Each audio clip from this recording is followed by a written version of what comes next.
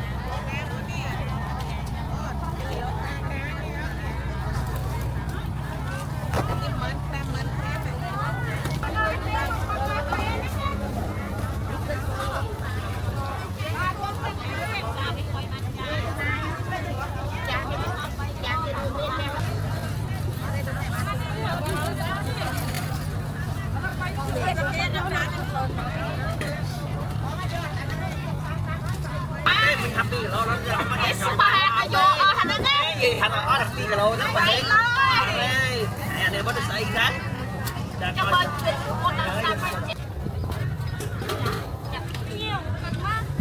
Thôi mai nghe đi anh còn lướt ấy kia nghe đi á. Phải nó hồn bên đây bên kia cả nhoi. Rồi tao nói đây chính chả lúc sáng nhưng thôi đã đâu có sáng nhưng phải đây mẹ đâu đâu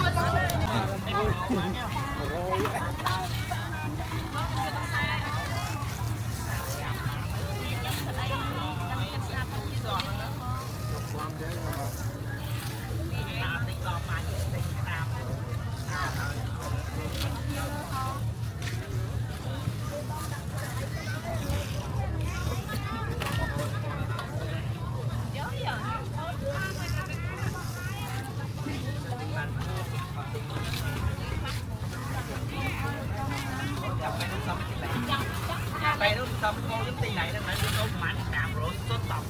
chọc trong thang chế Ali Phi nó tên gì sẽ tập bông món Ali Phi pin mà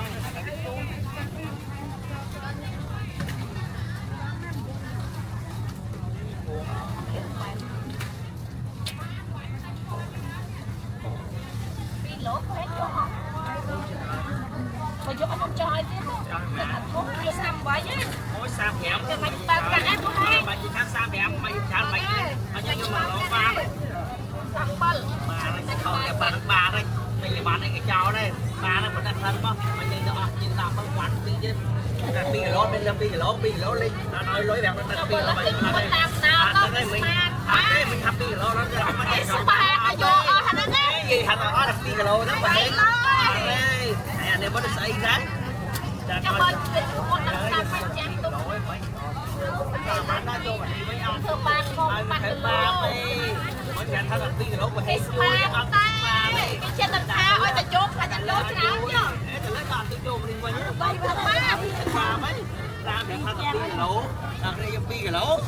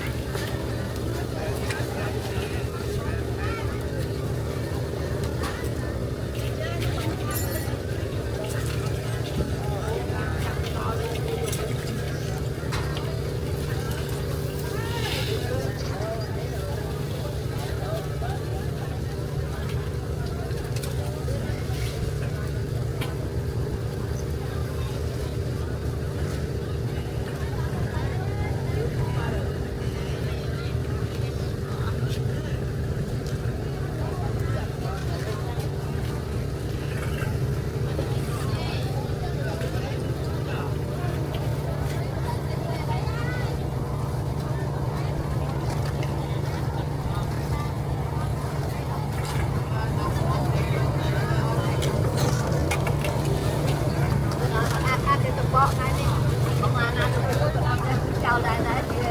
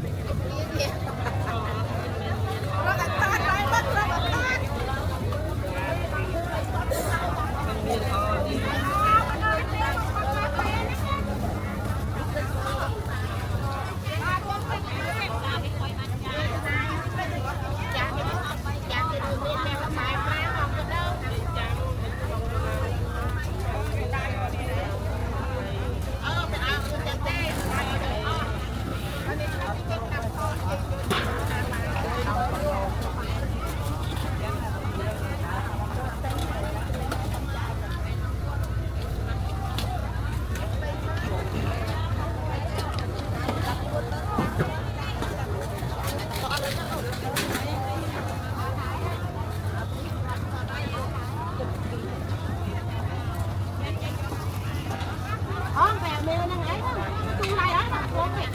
em đi cuốn không hai đứa cuốn bao này để cuốn nè cho sáng cho ơi bóng à bông cho sáng đang nói mà cho sao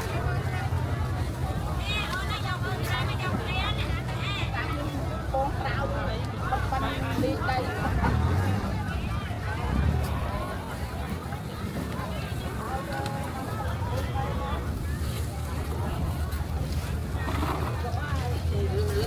tụt tàu lại cho nó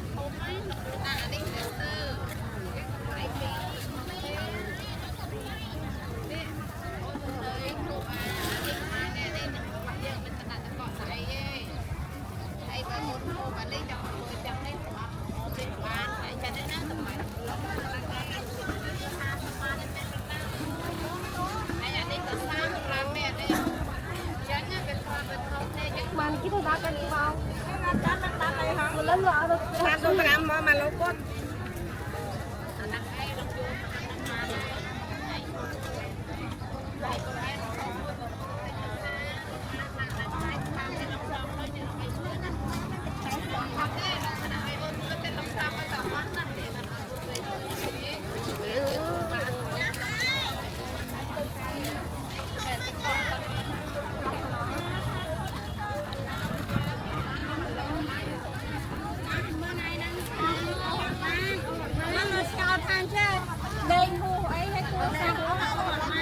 ตัวสับแล้ว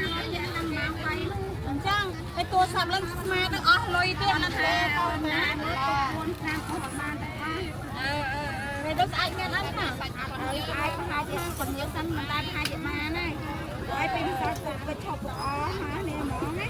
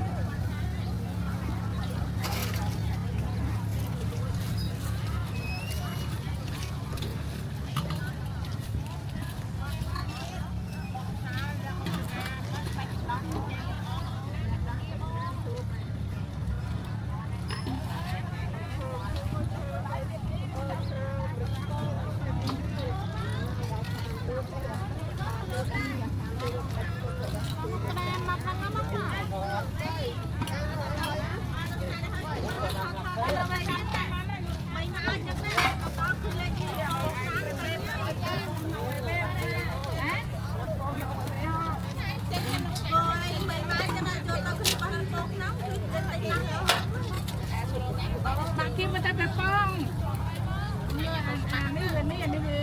bay phong này làm cái gì đâu đây tôi xe đâu á lụt chuột vậy á ơi bay phong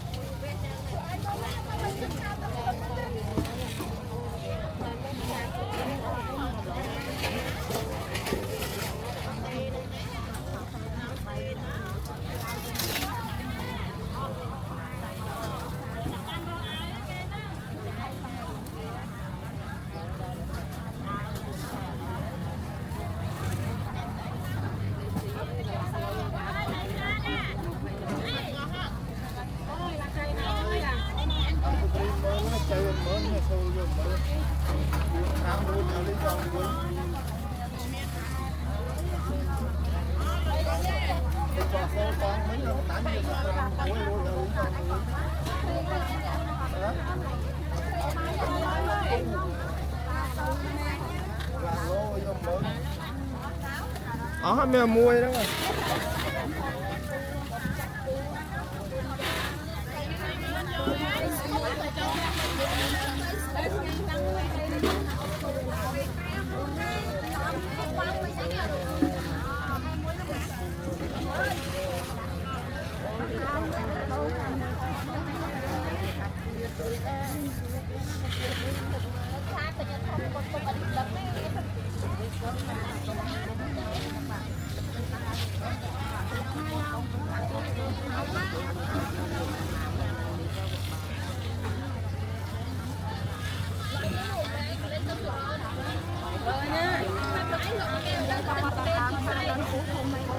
Răng đến ham phải những tiền tâm răng hay dùng ăn là đi kia tâm thầy trộm ăn đây thầy sợ châu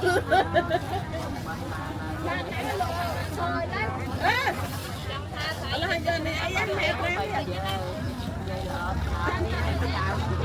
đấy anh nó thêm nha nó tay tỏ đâu cái đồng